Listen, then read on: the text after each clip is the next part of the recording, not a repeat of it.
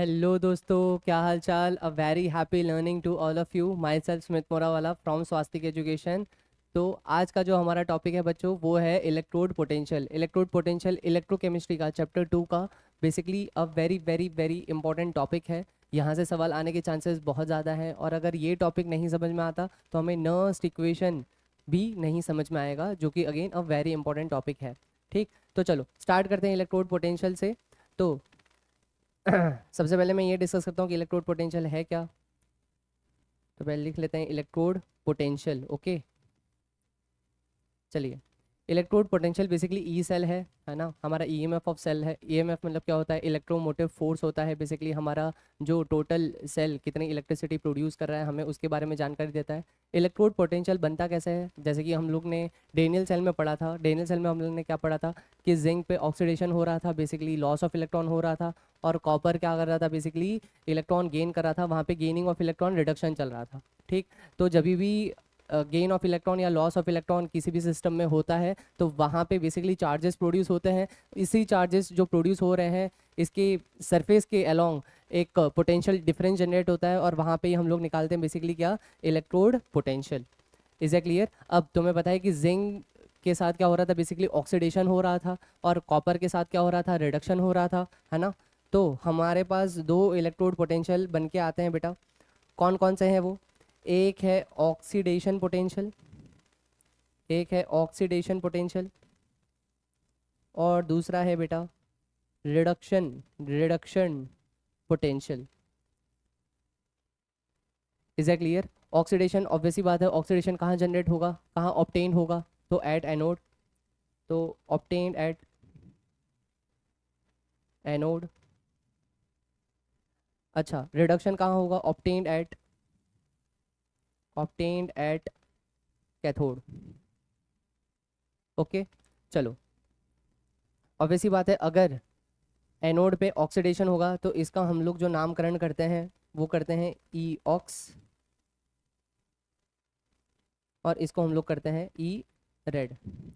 Is a clear? और जो हमारा ओवरऑल सेल है, जो हमारा नेट सेल है, तो वहाँ पे अगर हम लोग ई सेल निकालेंगे तो जो फॉर्मूला बनता है बेटा, वो बनता है E cell is equal to E ox plus E red. Basically जो हमारा ओवरऑल सेल का ईएमएफ होगा, वो हम लोग कैसे डिटरमाइन करेंगे? ई ऑक्स प्लस ई रेड। ई रेड क्या है? Basically reduction. ओके, चलो। तो बेसिकली मैं ये तुम्हें कहना चाहता हूँ कि अगर मान लो ऐसा दे दिया जाए ई नॉट ऑक्स, तो इसका मतलब होता है बच्चों standard standard oxidation standard oxidation potential. ठीक, इसको हम लोग बोलते हैं शॉर्ट में एसओपी। और अगर तुम लोग को ई नॉट रेड दिया जाए, तो इसका मतलब होता है standard reduction standard reduction potential. और इसका जो मतलब होता है बेटा, उसका मतलब होता है एसआरपी, बेसिकली शॉर्ट फॉर्म में। ठीक, अब सबसे पहला ये सवाल आता है कि स्टैंडर्ड स्टेट है क्या, है ना। तो हम लोग जैसे कि थर्मोडायनेमिक्स में स्टैंडर्ड स्टेट मानते क्या थे? थर्मोडायनेमिक्स में हम लोग ये मानते थे कि अगर स्टैंडर्ड स्टेट दिया गया है तो हम लोग प्रेशर कितना मानेंगे? 1 बार मानेंगे। पुराने के ज़माने में ओल्ड कन्वेंशन में 1 atm मानते थे। ठीक, अच्छा। अगर कंसंट्रेशन दी जाती है तो कंसंट्रेशन कितनी मानेंगे स्टैंडर्ड स्टेट में? तो जो कंसंट्रेशन होगी वो कितनी होगी? 1 मोल/लीटर, या फिर तुम लोग कह सकते हो कि 1 मोलर। Is a clear? ठीक। टेम्परेचर, अगर स्पेसिफाइड टेम्परेचर वैसे तो दे देते हैं एग्जाम में, बट अगर नहीं दिया जाता तो it is assume to be room temperature. Room temperature कितना होता है? बेसिकली 25 डिग्री सेल्सियस, या फिर तुम लोग कह सकते हो 298 केल्विन। ओके, चलो। तो मैं यहाँ पे स्टैंडर्ड स्टेट को मेंशन करने जा रहा हूँ कि स्टैंडर्ड स्टेट मतलब क्या। Standard state. Okay, standard state में हम लोग जो प्रेशर लेने वाले हैं बेटा, वो हम लोग लेंगे 1 बार। और ओल्ड कन्वेंशन क्या कहता था? ओल्ड कन्वेंशन ये कहता था कि हम लोग को लेना है 1 atm। Is a clear? ठीक, हमें जो कंसंट्रेशन लेनी है, बेसिकली मोलैरिटी, वो हम लोग को लेनी है 1 मोल/लीटर, या फिर तुम लोग 1 मोलर भी कह सकते हो। एंड टेम्परेचर हमें लेना है specified temperature. And if if specified temperature is not given, then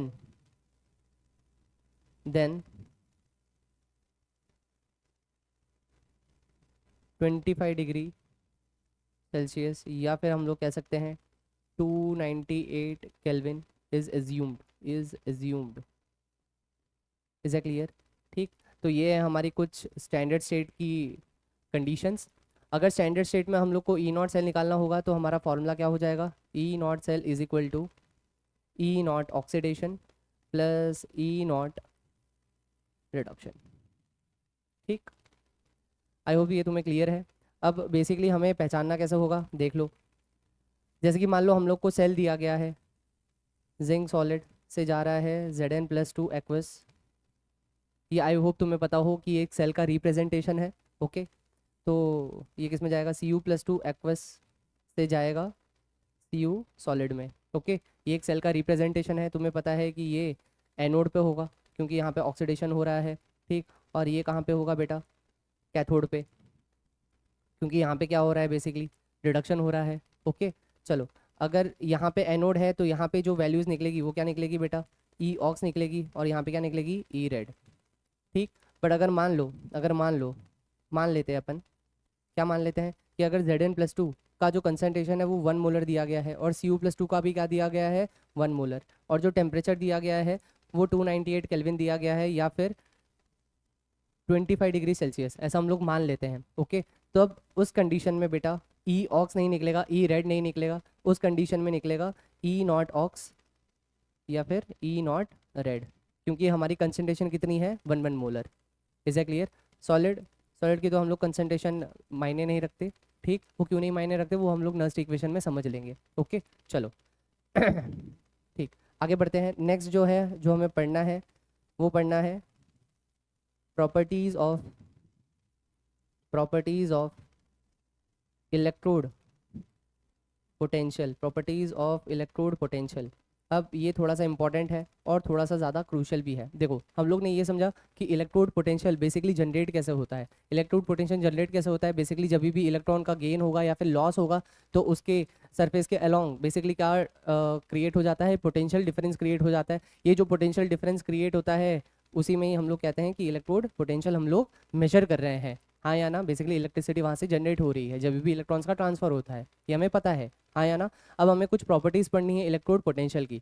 जैसे कि फॉर इंस्टेंस कुछ प्रॉपर्टीज़ हैं, जैसे कि सबसे पहला, अगर मैं तुम लोग को बोल दूँ ई नॉट Zn से Zn+2 और इसकी जो वैल्यू दी गई है वो +0.76 वोल्टेज दी गई है। Is a clear? तो हमें ये बोलना है कि ये बेसिकली स्टैंडर्ड ऑक्सीडेशन पोटेंशियल है, स्टैंडर्ड रिडक्शन पोटेंशियल है, ऑक्सीडेशन पोटेंशियल है या फिर रिडक्शन पोटेंशियल है, हमें ये आइडेंटिफाई करना है। तो ये आइडेंटिफाई हम लोग कैसे करेंगे बेटा? देखो, जिंक से Zn+2 जा रहा है, हाँ या ना? तो 0 से +2 जा रहा है तो बेसिकली हमें ये पता चल गया कि यहाँ पे ऑक्सीडेशन हो रहा है, हाँ या ना? ओके, चलो, अगर ऑक्सीडेशन हो गया पर हमें ये पहचानना पड़ेगा कि ये स्टैंडर्ड स्टेट है या फिर स्टैंडर्ड स्टेट नहीं है। तो बेसिकली ये क्या है? Standard state. क्यों? क्योंकि यहाँ पे क्या लगा हुआ है बेटा? नॉट लगा हुआ है। Is that clear? ओके, तो इसको हम लोग बोलेंगे standard oxidation potential.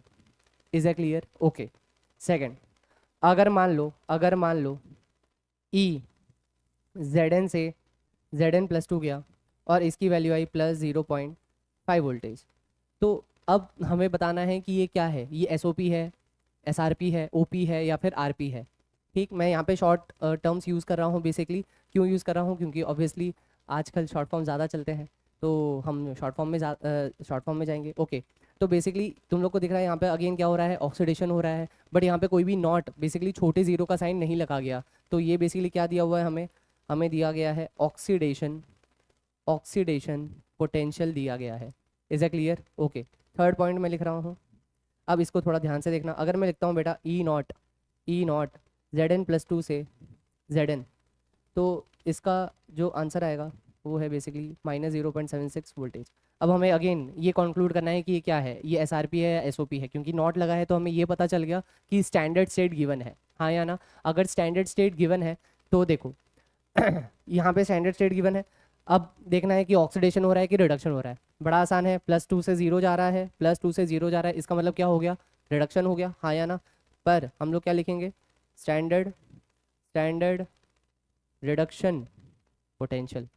I hope ये क्लियर है, ये कैसे हुआ। अब इसमें एक चीज़ बहुत ही इंपॉर्टेंट नोट करने वाली है, क्या नोट करने वाली है कि यहाँ पे तुम लोग एसओपी की वैल्यू देखो, एसओपी की वैल्यू देखो कितनी है, कितनी है, +0.76 वोल्टेज है, हाँ या ना। ओके चलो, अब जैसे ही मैंने इस चीज़ को पलट दिया, मैंने एसओपी का एसआरपी कर दिया, ठीक, और मैंने एलिमेंट सेम ही रखा है, चार्ज भी सब कुछ सेम है, ठीक, तब उसकी जो वैल्यू है बेटा वो क्या हो गई, बेसिकली प्लस का क्या होगा, माइनस हो गया। अगर मैं मैग्नीट्यूड देखूं तो मैग्नीट्यूड तो क्या है बेटा, सेम ही है, 0.76 ही है।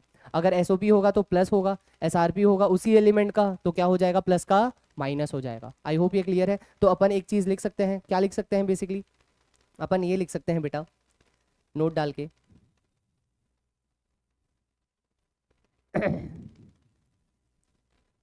देखो अपन क्या लिख सकते हैं, basically E not ox is minus of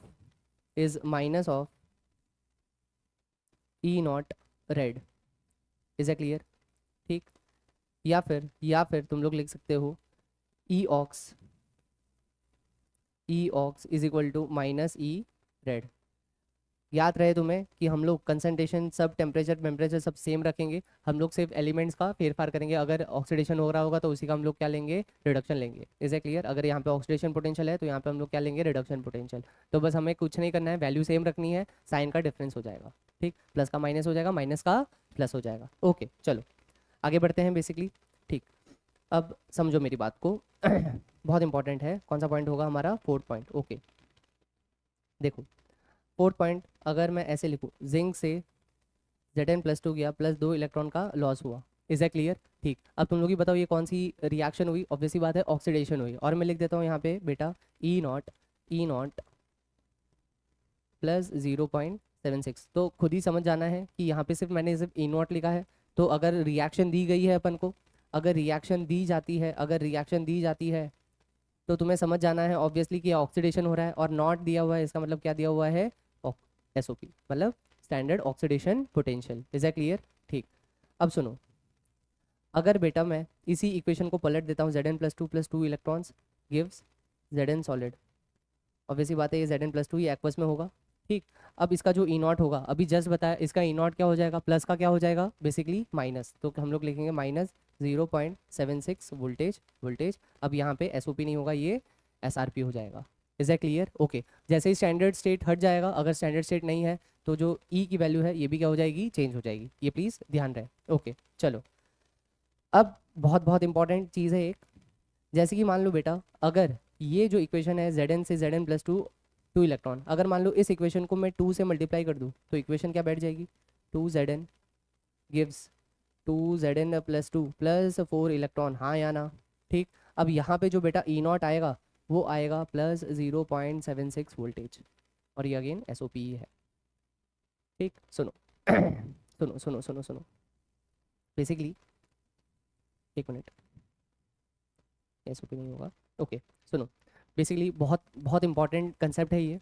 क्या कंसेप्ट है कि अगर मैं कोई इक्वेशन को 2 से मल्टीप्लाई करूँ, 3 से मल्टीप्लाई करूँ, 4 से मल्टीप्लाई करूँ, या 1,00,000 से मल्टीप्लाई करूँ, आप नोटिस करोगे कि अगर मैंने इस इक्वेशन को 2 से मल्टीप्लाई किया तो जो वैल्यू थी वो क्या हो गई, उतनी की उतनी ही रही। अगर +0.76 थी तो यहाँ पे भी कितनी रही, +0.76 ही रही, हाँ या ना। तो अगर इस इक्वेशन को तुम 1,00,000 से भी मल्टीप्लाई करो, 1 करोड़ से भी मल्टीप्लाई करो, बट इसमें चेंज बिल्कुल भी नहीं आएगा। इसका मतलब हम लोग क्या कह सकते हैं कि नोट डाल के हम लोग क्या कह सकते हैं, वेरी इंपॉर्टेंट नोट हो जाएगा। क्या कह सकते हैं अपन कि जो हमारा इलेक्ट्रोड पोटेंशियल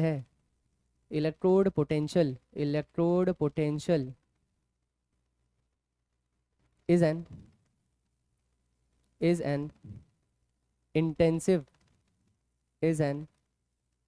इंटेंसिव प्रॉपर्टी।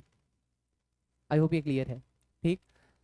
क्या बोला मैंने अभी, इलेक्ट्रोड पोटेंशियल एक इंटेंसिव प्रॉपर्टी है। अगेन अब इंटेंसिव प्रॉपर्टी क्या होती है हमें जाना पड़ेगा 11th क्लास में। देखो बेटा, अगर तुम लोग को इलेक्ट्रोकेमिस्ट्री पढ़ना है तो इलेक्ट्रोकेमिस्ट्री पढ़ने के लिए हम लोग को थर्मोडायनेमिक्स भी आना चाहिए, कहीं ना कहीं उसके बेसिक्स आने चाहिए, ठीक। हम लोग को इक्विलिब्रियम भी आना चाहिए थोड़ा बहुत, ठीक। हम लोग को रेडॉक्स भी आना चाहिए, और हम लोग को खुद इलेक्ट्रोकेमिस्ट्री चैप्टर भी आना चाहिए, क्योंकि ये जो चैप्टर है ये one of the toughest chapter कह सकते हो आप, ठीक। अगर आप जेई नीट की प्रेप कर रहे हो, बोर्ड लेवल पे थोड़ा बेसिक क्वेश्चंस पूछ लेते हैं, बट अगेन यहाँ पे भी अगर रीजनिंग टाइप के क्वेश्चंस आ गए तो अगेन ये काफ़ी कंसेप्चुअल चैप्टर है, ठीक। इसमें काफ़ी सारे कंसेप्ट मिल के एक चैप्टर बना है, okay.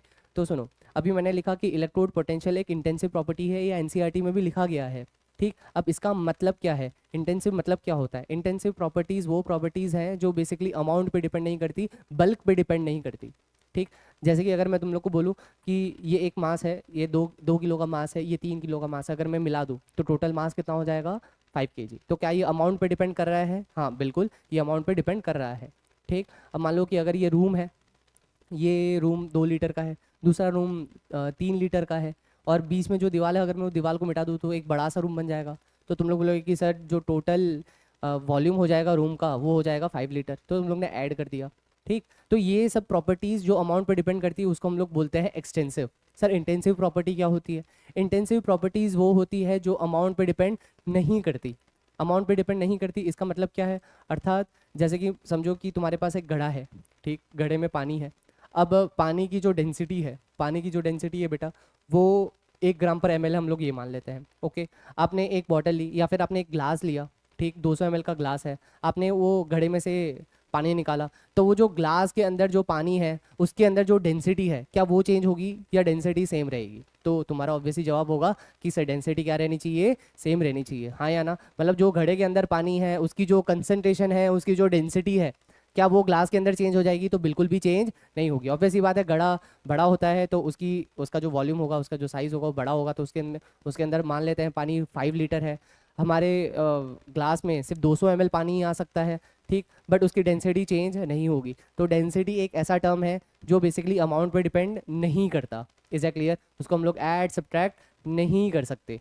Is that clear? Okay. तो इंटेंसिव प्रॉपर्टीज़ वो प्रॉपर्टीज़ होती है जो अमाउंट पे डिपेंड नहीं करती। इसीलिए बेटा जब मैंने इस इक्वेशन को 2 से मल्टीप्लाई किया तो यहाँ पे हमें कोई भी चेंज देखने को नहीं मिला। Is that clear? ओके। तो बेसिकली ये चीज़ याद रखने की, electrode potential is an intensive property. Is that clear? Okay. चलो, एक चीज़ है बेटा, कौन सी चीज़ है देख लो, कि अगर मान लो मैंने ऐसा दे दिया गया E0 0.5 वोल्टेज। अब तुम लोग बोलोगे कि सर यहाँ पे ना हमें इक्वेशन दी गई है, ना हम लोग को यहाँ पे कुछ साइन कन्वेंशन दिया गया है कि जिंक से Zn+2 जा रहा है, कुछ नहीं दिया गया, ठीक। तो अगर कुछ नहीं दिया जाता और सिर्फ कोई एलिमेंट का नाम दिया जाता है, ठीक, और कुछ बोलते नहीं है क्वेश्चन में कि E0 इतना है, ठीक, तो हमें क्या मानना है? उसका ऑक्सीडेशन मानना है, उसका रिडक्शन पोटेंशियल मानना है, क्या मानना है? तो ऑब्वियसली बात है, नॉट लगा है तो ये स्टैंडर्ड है। अब ये मानना है कि ये एसओपी है या फिर एसआरपी है, तो बेटा अगर जब कुछ नहीं दिया जाता तो it is assume to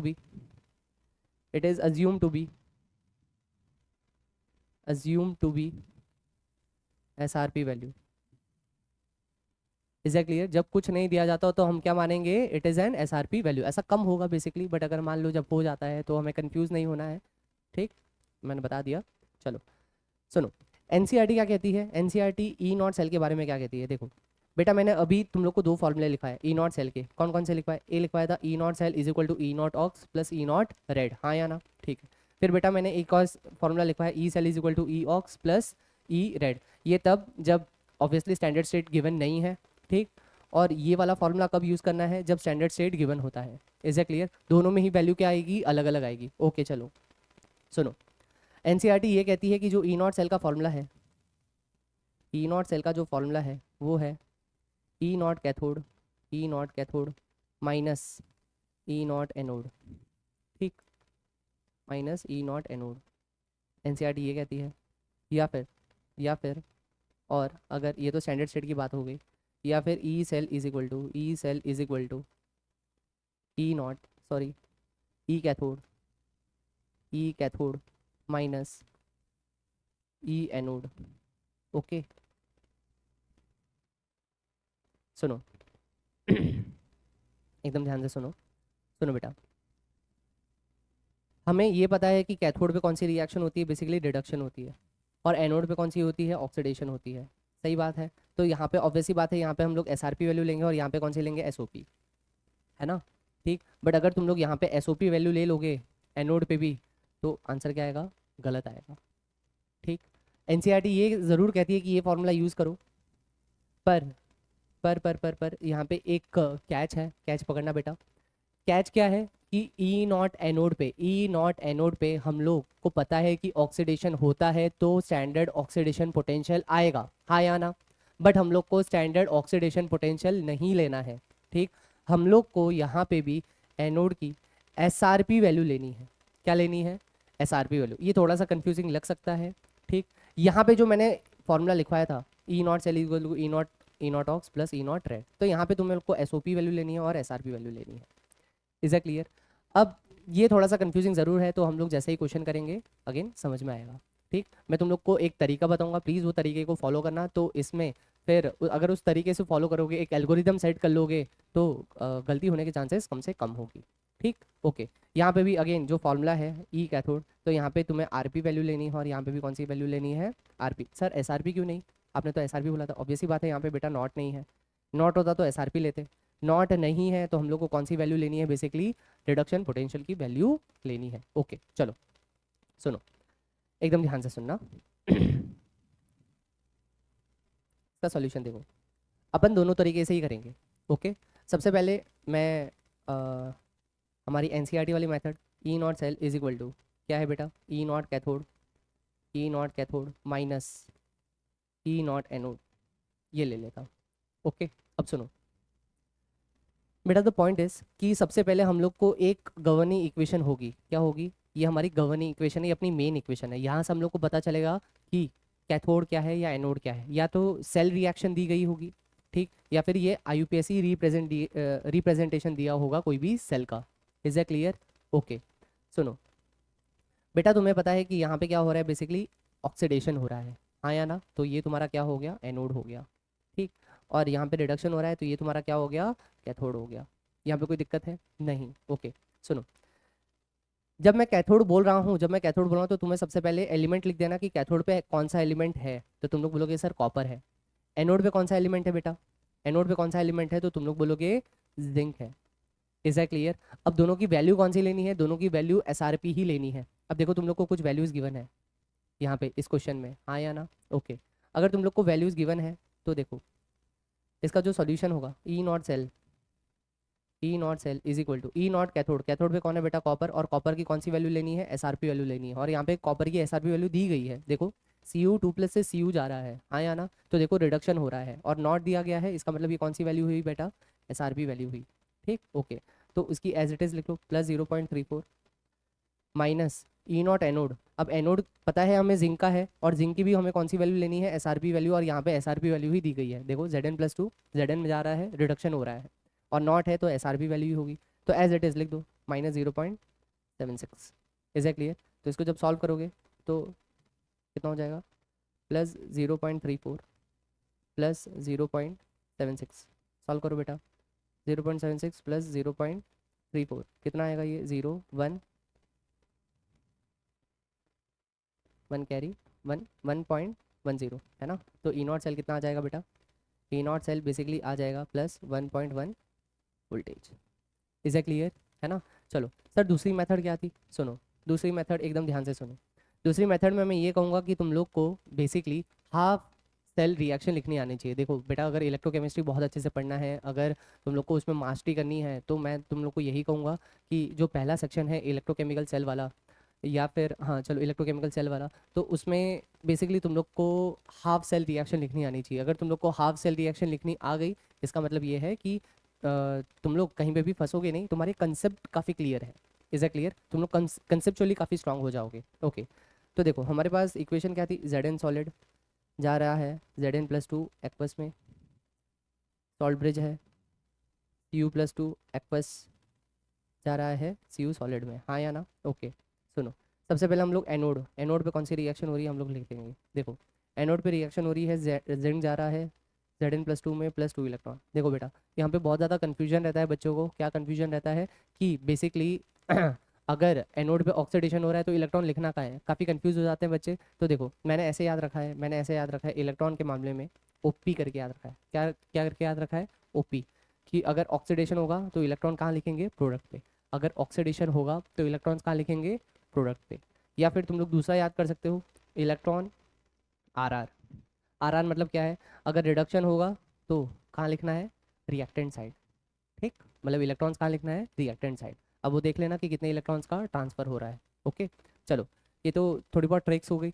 okay, जहाँ पे बच्चे बहुत बेसिक फंसते हैं। अब देखो, यहाँ पे अगर मुझे इसका ई नॉट मैंशन करना है तो मुझे मुझे पता है यहाँ पे ई नॉट क्या हो रहा है, जेड एन से जेड एन प्लस टू हो रहा है, हाँ या ना। ओके, ई नॉट ऑक्स हो रहा है। तो बेसिकली यहाँ पे वैल्यूज़ देखो कितनी दी गई है, -0.76 basically S R P value दी गई है। बट मुझे चाहिए क्या, एस ओ पी वैल्यू चाहिए, क्योंकि यहाँ पे हो रहा है बेटा ऑक्सीडेशन, हाँ या ना। ठीक, ओके, तो मुझे एस ओ पी वैल्यू चाहिए, तो वो क्या हो जाएगी, +0.76 वोल्टेज हो जाएगी। ठीक, अब तुम्हें पता है कि ये कॉपर का क्या हो रहा है, रिडक्शन तो कैथोड पे हो रहा होगा, ऑब्वियस सी बात है। रिडक्शन कहाँ होता है, कैथोड पे ही होता है। तो Cu+2 दो इलेक्ट्रॉन का गेन करके क्या बनाएगा, Cu बनाएगा। तो हम लोग लिखेंगे क्या, ई नॉट, Cu+2 जा रहा है Cu में, और इसकी जो वैल्यू है बेटा वो एस आर पी वैल्यू चाहिए। और यहाँ पे वैल्यू कौन सी दी गई है, एस आर पी वैल्यू ही दी गई है, क्योंकि इसका रिडक्शन हो रहा है। ओके, चलो, तो हमें वही लिखना है +0.34। तो जो नेट सेल होगी, नेट सेल रिएक्शन होगी, लिखने की ज़रूरत तो नहीं है, बट अगर मैं लिखूँ तो दो इलेक्ट्रॉन कट हो जाएंगे, Zn जाएगा Cu+2 में, गिव्स Zn+2 प्लस Cu। अब यहाँ पे जो ई नॉट सेल आएगा, अब इसी बात है, इन दोनों को क्या कर दो, ऐड कर दो। तो ऐड करोगे तो क्या हो जाएगा, +1.1 वोल्टेज। देखो बेटा, दोनों ही तरीका सही है, दोनों ही तरीका सही है। मेरा ये मानना है कि ये वाला जो तरीका है ये काफ़ी कंसेप्चुअली कोर में जाके, रूट्स में जाके ये हमें चेक करता है बेसिकली, बट इसे भी आंसर कभी गलत नहीं आएगा। Is clear. ये वाला जो फॉर्मूला है बेसिकली, ये वाला फॉर्मूला हमारी जो एनसीईआरटी में दिया, ये थोड़ा सा मिसलीडिंग सा है, क्योंकि कैथोड पे हमें पता है रिडक्शन है तो हम लोग एस आर पी वैल्यू लेते हैं। एनोड पे हमें पता है कि ऑक्सीडेशन होता है, बट स्टिल वहाँ पे हम लोग ऑक्सीडेशन पोटेंशियल ना लेके हम लोग क्या लेते हैं, रिडक्शन पोटेंशियल लेते हैं। तो काफ़ी कंफ्यूजिंग सा है। ठीक, तो ये काफ़ी कंसेप्चुअली स्ट्रांग है, बट ठीक है, बच्चे जैसे कंफर्टेबल हो आप वैसे कर सकते हो। Is that clear. ओके, चलो नेक्स्ट है basically for the cell reaction C+4। अब देखो यहाँ पे सेल रिप्रेजेंटेशन नहीं दिया गया है। ओके, ठीक है, अब यहाँ पे सेल रिप्रेजेंटेशन नहीं दिया गया है, यहाँ पे नेट रिएक्शन दी गई है। तो नेट रिएक्शन में भी हमें क्या करना है, अगेन ऑक्सीडेशन पहचानना है और रिडक्शन पहचानना है। जैसे ही ऑक्सीडेशन पहचान लिया हम लोग ने, तो ऑक्सीडेशन कहाँ जाता है, एनोड पे, और रिडक्शन कहाँ जाता है, बेसिकली कैथोड पे। ओके, तो फॉर्मूला लिख लेते हैं पहले, E not cell is equal to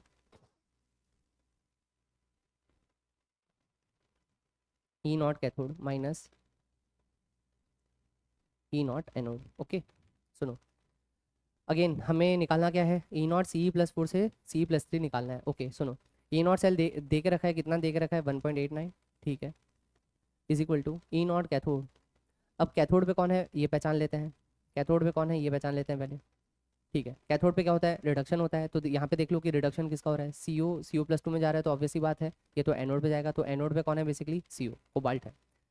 cerium का है, बेसिकली +4 से +3 जा रहा है, तो ये रिडक्शन हो रहा है। यहाँ पे ऑक्सीडेशन नंबर क्या हो रहा है, डिक्रीज हो रहा है बेटा। तो यहाँ पे हम लोग लिखेंगे कि यहाँ पे कौन है, बेसिकली CE है। Is a clear. ओके, सुनो, तो हमें वैल्यूज़ पता चल गई basically. Okay, E not cell कितना दिया हुआ है, 1.89।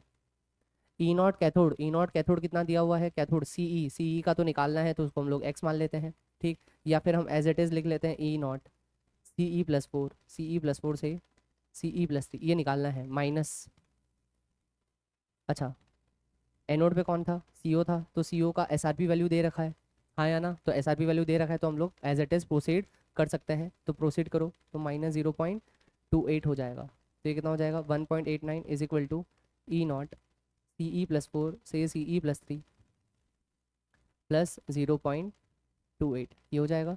तो ई नॉट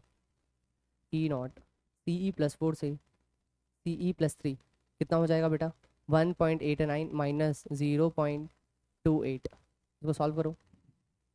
1.89 माइनस 0.28, ये कितना हो जाएगा 1, ये कितना हो जाएगा 6, 1.61 वोल्टेज आ जाएगा, है ना। किसका आएगा, बेसिकली ई नॉट, बेसिकली इसकी SRP वैल्यू आ जाएगी ई नॉट Ce+4 से Ce+3। तो इसका मतलब हम लोग क्या समझे, देखो फॉर्मूला लिखो, ई नॉट कैथोड, एनोड लिखो, कैथोड पे कौन सा एलिमेंट है वो लिख दो, एनोड पे कौन सा एलिमेंट है वो लिख लो। अब जो दोनों एलिमेंट्स हैं बस उसमें हमें ये चेक करना है कि दोनों एलिमेंट्स का कौन सी वैल्यू दी गई है, SRP वैल्यू दी गई है। अगर SRP वैल्यू दी गई है तो हम लोग डायरेक्ट फार्मूला पुट कर देंगे, कोई दिक्कत नहीं होगी। Is a clear? बट अगर एसआरपी वैल्यू नहीं दी गई, किसी की एसओपी वैल्यू दी गई है, तो उसको एसआरपी वैल्यू में कन्वर्ट करना है। सर कैसे करना है? बस साइन का चेंज कर दो, अगर माइनस दिया है तो प्लस कर दो, प्लस का क्या कर दो?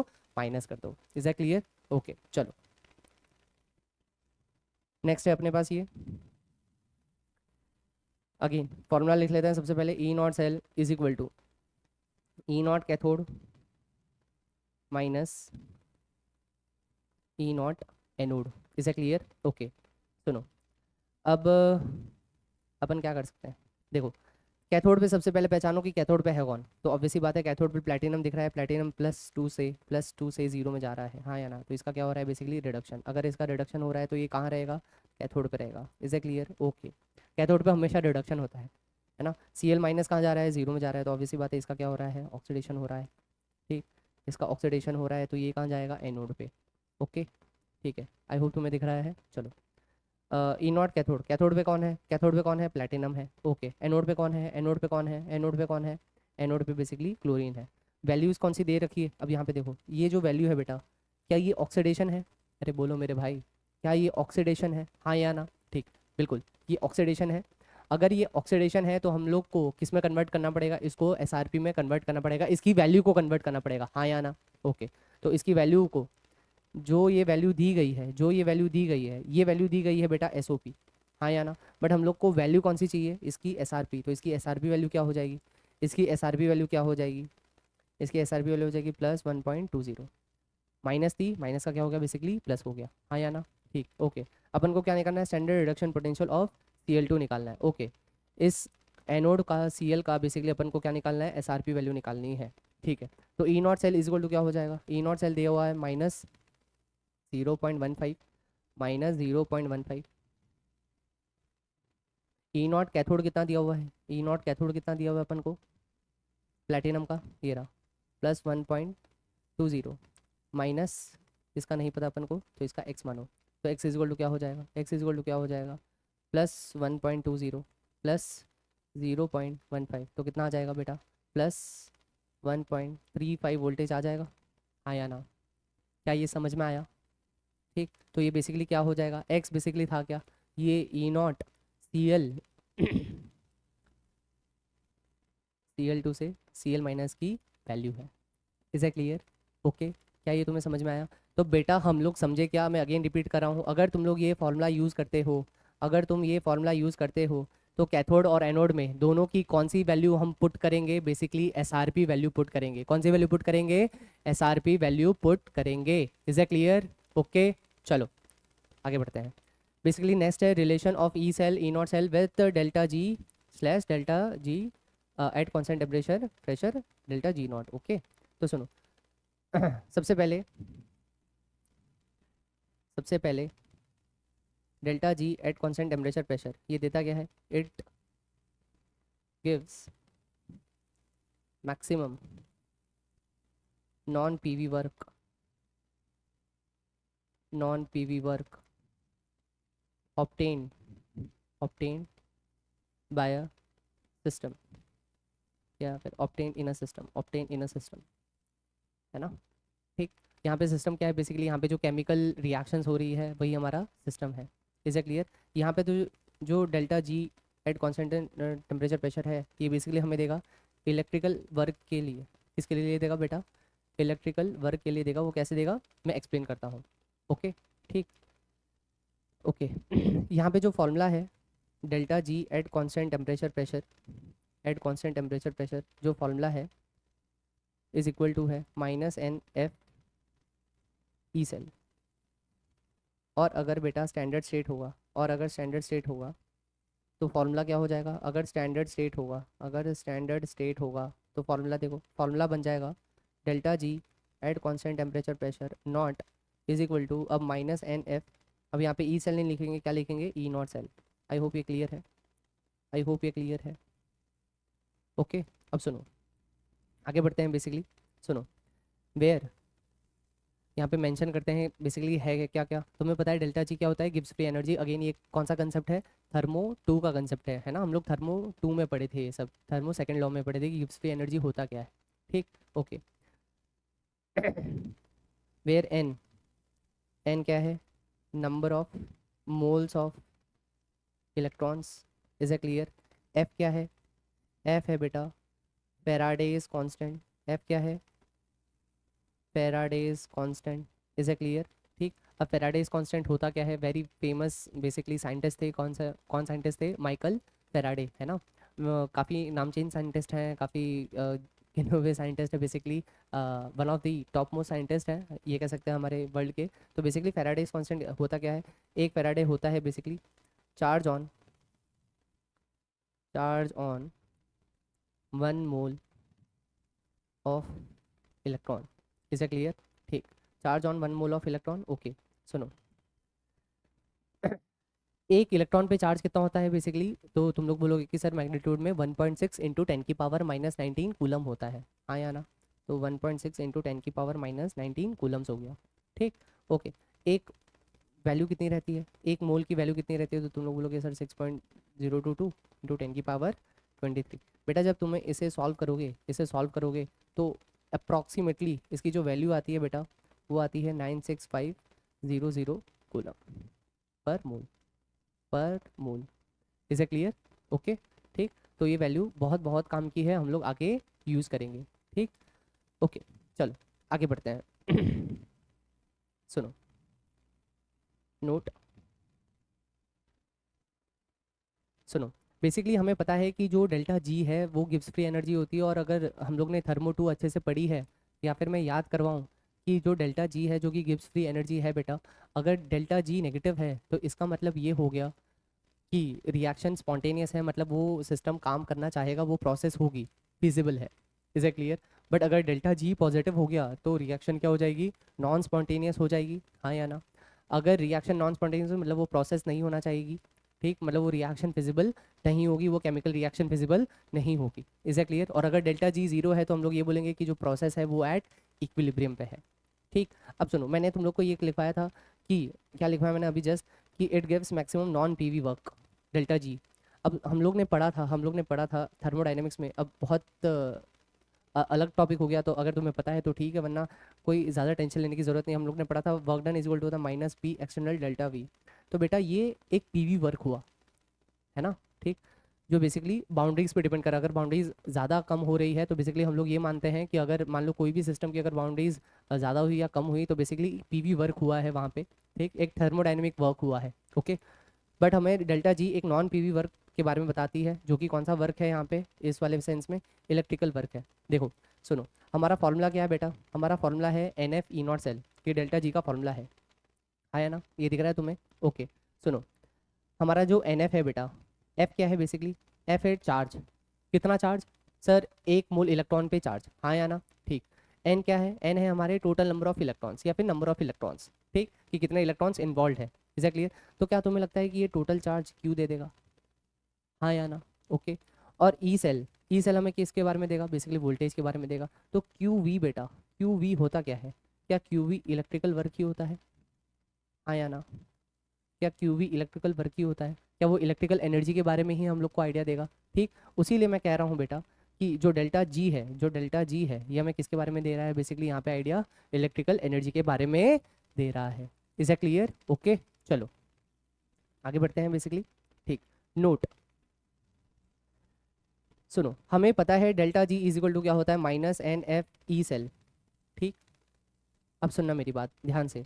अगर बेटा delta G less then zero है, मतलब डेल्टा जी नेगेटिव है, तो क्या तुम्हें नहीं लगता कि ये तो एक वैल्यू आएगी एन एफ की, तो एक वैल्यू आएगी, हाँ या ना?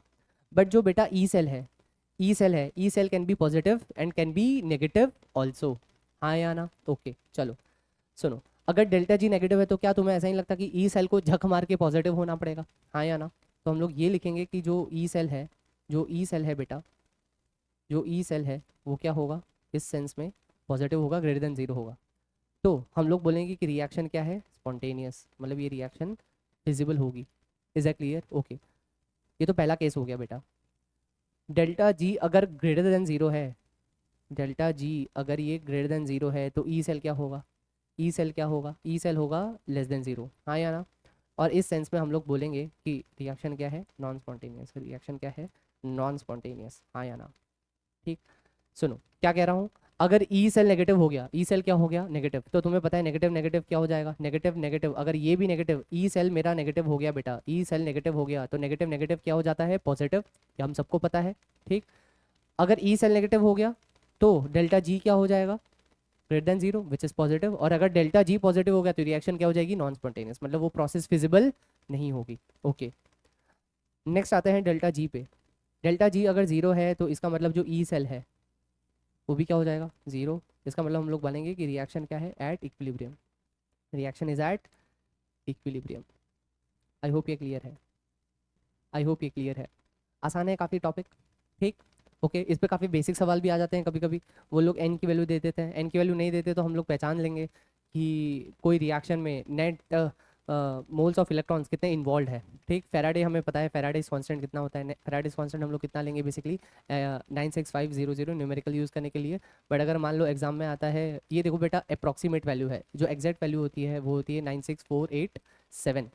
Is that clear? तो किसी किसी केस में हम लोग को वो भी कंसिडर करना पड़ता है, बट वो एग्जाम में गिवन होगा, वरना अगर कुछ गिवन नहीं है तो हम लोग 96500 से प्रोसीड कर सकते हैं।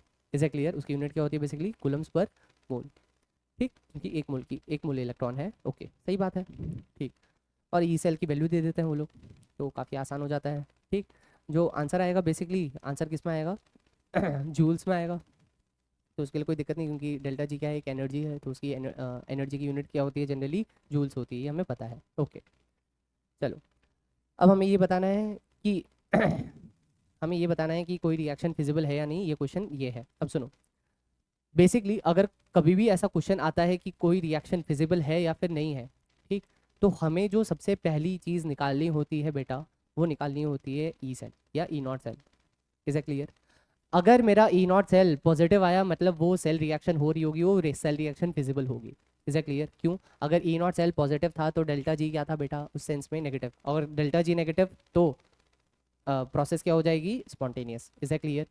अगर मेरा ई नॉट सेल नेगेटिव आया, अगर मेरा ई नॉट सेल नेट पूरे सेल रिएक्शन का अगर नेगेटिव आया बेटा, तो इसका मतलब जो डेल्टा जी होगा, डेल्टा जी क्या हो जाएगा, पॉजिटिव, और अगर डेल्टा जी पॉजिटिव तो रिएक्शन क्या हो जाएगी, non spontaneous. Is a clear? Okay, सुनो, सॉल्व करते हैं इसे। तो मेरे को इसका ई नॉट सेल निकालना है। अब हमें पता है formula, E not cell is equal to होता क्या है, E not cathode minus E not anode. क्या यही फॉर्मूला होता है, हाँ या ना? ओके, चलो, अगर ये फॉर्मूला है बेटा, E not cell is equal to E not cathode minus E not anode, सबसे पहले ये पहचान लो कि कैथोड और एनोड पे है क्या। मैंने बोला था कि एल्गोरिथम सेट कर लो, फॉर्मूला लिखेंगे, फिर हम लोग ये पहचानेंगे कि कैथोड पे कौन है और एनोड पे कौन है। अच्छा, कैथोड पे कौन होगा, जिसका रिडक्शन हो रहा है, क्या निकल का यहाँ पे रिडक्शन हो रहा है, हाँ या ना?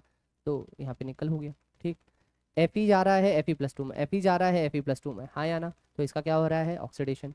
तो ऑक्सीडेशन कहाँ होता है, एनोड पे। दोनों की वैल्यू कौन सी लेनी है, दोनों की वैल्यू कौन सी लेनी है, एस आर पी लेनी है, एस ओ पी लेनी है, बोलो मेरे भाई, कौन सी लेनी है, एस आर पी वैल्यू लेनी है। कौन सी वैल्यू लेनी है, एस आर पी वैल्यू लेनी है। Is a clear? ओके, सुनो, ये दोनों वैल्यू कौन सी दे रखी है, एस ओ पी वैल्यूज दे रखी है, क्या तुम लोग को नोट हो रहा है, क्या तुम लोग को दिख रहा है कि ये एस ओ पी वैल्यू दे रखी है, एस ओ पी वैल्यू भी दे रखी है ना, देखो, एन आई जा रहा है एन आई प्लस टू में, एफ ई जा रहा है एफ ई प्लस टू में, हाँ या ना? ओके, चलो, ठीक है, तो हमें इसको कन्वर्ट करना पड़ेगा, किस में कन्वर्ट करने पड़ेगा, इसकी एस आर पी वैल्यू में। तो इसकी एस आर पी वैल्यू हो क्या जाएगी, इसकी एस आर पी वैल्यू हो क्या जाएगी, बोलो मेरे भाई, क्या इसकी एस आर पी वैल्यू -0.25 हो जाएगी, और इसकी एस आर पी वैल्यू क्या हो जाएगी, -0.44 वोल्टेज हो जाएगी। Is a clear? ओके, सुनो, जो ई नॉट सेल है, E not cell, E not cell क्या आएगा, ई नॉट सेल क्या आएगा, ई नॉट सेल बेटा आएगा कैथोड, निकल का कितना दे रखा है, निकल का कितना दे रखा है, -0.25, -0.25, और एनोड का कितना दे रखा है, बेसिकली एफ ई है, एफ ई का कितना दे रखा है, -0.44,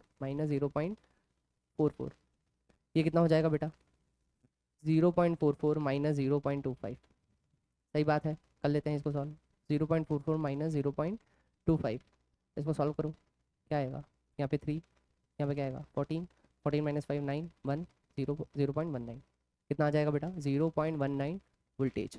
ठीक, ये क्या है, ई नॉट सेल आया, पॉजिटिव आया नेगेटिव आया, पॉजिटिव आया। ठीक, अब अगर मेरा ई नॉट सेल पॉजिटिव है, अगर मेरा ई नॉट सेल पॉजिटिव है तो ऑब्वियसली बात है जो मेरा डेल्टा जी आएगा वो क्या आएगा, नेगेटिव आएगा। और अगर डेल्टा जी नेगेटिव आया मतलब रिएक्शन क्या होगी, स्पॉन्टेनियस, रिएक्शन क्या हो जाएगी, स्पॉन्टेनियस। Is a clear? अगर स्पॉन्टेनियस है मतलब वो सेल रिएक्शन क्या होगी बेटा, फिजिबल होगी। Is a clear? I hope तुम लोग को इलेक्ट्रोड पोटेंशियल का कंसेप्ट समझ में आया हो। ठीक, तुम्हारा काम इतना है कि बेसिकली हम लोग ने जितने भी न्यूमेरिकल्स करवाए हैं उसको प्लीज़ अच्छे से प्रैक्टिस करो। मैं यहाँ पे न्यूमेरिकल्स बिल्कुल सॉल्व करता हूँ, बट तुम लोग को वीडियो पॉज करके पहले खुद सॉल्व करना है। ठीक, कंसेप्ट को समझना है। अगर कोई कन्फ्यूजन है तो वापस पीछे जाके देखो। ठीक, और फिर भी अगर कुछ डाउट आए तो आप कमेंट सेक्शन में बिंदास लिख सकते हो, है ना। हम लोग जल्द से जल्द उसका रिप्लाई करने की कोशिश करेंगे, है ना। और एक और चीज़ कि इलेक्ट्रोड पोटेंशियल को लेके हम लोग को एक सीरीज़ है बेसिकली इलेक्ट्रोकेमिकल सीरीज़। ठीक, उसमें बेसिकली सारी की सारी एसआरपी वैल्यूज़ दे रखी है, आप उसको प्लीज़ रीड करो। ठीक, बेसिकली उसमें थियरी ये है कि सारी की सारी एसआरपी वैल्यूज़ दे रखी है तो एक डिक्रीजिंग ऑर्डर में उसको अरेंज किया हुआ है। ठीक, तो बेसिकली उसका कंसेप्ट ये है कि जिसकी एसआरपी वैल्यू ज़्यादा रहती है उसका मतलब उसका स्टैंडर्ड रिडक्शन पोटेंशियल ज़्यादा है, तो जिसका स्टैंडर्ड रिडक्शन पोटेंशियल ज़्यादा होगा वो उस इलेक्ट्रोकेमिकल सीरीज़ में सबसे ऊपर होगा। Is a clear? ठीक, ओके। जिसकी एसआरपी वैल्यू ज़्यादा, इसका मतलब कि स्टैंडर्ड रिडक्शन पोटेंशियल ज़्यादा, तो वो खुद का क्या करवाना चाहता है, रिडक्शन करवाना चाहता है। अगर किसी की भी एसआरपी वैल्यू ज़्यादा होती है तो इसका मतलब वो खुद क्या करवाना चाहता है, खुद का रिडक्शन करवाना चाहता है। Is a clear? ओके। अगर वो खुद का रिडक्शन करवाना चाहता होगा, ठीक, तो वो कहाँ जाएगा, कैथोड पे जाएगा, एनोड पे जाएगा, तो ऑब्वियसली बात है वो कहाँ जाएगा, कैथोड पे जाएगा। ठीक, सुनो एक और चीज़, एक लास्ट चीज़, एक लास्ट चीज़, एक लास्ट चीज़ सुनो। अगर किसी की एसआरपी वैल्यू ज़्यादा है इसका मतलब मैंने जस्ट बताया कि वो खुद का क्या करवाना चाहता है, रिडक्शन करवाना चाहता है। हाँ या ना? ओके। अगर बेटा वो खुद का रिडक्शन करवाना चाहेगा तो वो खुद कैसे ऐड करेगा, एज एन ऑक्सीडाइजिंग एजेंट की तरह ऐड करेगा। तो ऐसे भी सवाल आते हैं कि बहुत सारी वैल्यूज़ दे देते हैं, इसमें से पूछते हैं कि किसका ऑक्सीडाइजिंग एजेंट या ऑक्सीडाइजिंग पावर किसका ज़्यादा है, ऑक्सीडाइजिंग नेचर किसका ज़्यादा है, या फिर किसका रिड्यूसिंग नेचर ज़्यादा है। ठीक, तो उसके लिए मैं बस एक चीज़ लिख दूँ, क्या लिख दूँ कि अगर किसी की एसआरपी वैल्यू ज़्यादा है, कहीं नोट डाल के आप भी लिख लेना। अगर किसी की एसआरपी वैल्यू ज़्यादा है इसका मतलब हम लोग ये समझेंगे, ठीक, कि उसकी ऑक्सीडाइजिंग एजेंट या ऑक्सीडाइजिंग नेचर भी क्या होगा, ज़्यादा होगा। या फिर ठीक इसका उल्टा कि अगर किसी का एसओपी वैल्यू ज़्यादा है, अगर किसी का एसओपी वैल्यू ज़्यादा है तो उसका रिड्यूसिंग नेचर या रिड्यूसिंग एजेंट कैसा होगा, वो ज़्यादा होगा। Is that clear? हमें बस ये एक याद करना है, और वो कौन सा याद करना है हम लोग को, एसआरपी वाला, तो दूसरा अपने आप याद हो जाएगा। ठीक, एसआरपी ज़्यादा, उसका वो रिडक्शन करवाना चाहता है, रिडक्शन करवाना चाहता है। अगर वो खुद का रिडक्शन करवाएगा तो वो खुद कैसे काम करेगा, ऑक्सीडाइजिंग एजेंट की तरह। अगर कोई रिडक्शन करवाना चाहता है तो वो जाएगा कहाँ, कैथोड पे। Is that clear? I hope तुम्हें आज की क्लास समझ में आई हो। अगर कुछ भी डाउट्स है अगेन आप कमेंट सेक्शन में बिल्कुल मेंशन कर सकते हैं। ठीक, हम जल्द से जल्द उसको रीच आउट करने की कोशिश करेंगे। Till then a very happy learning. Okay.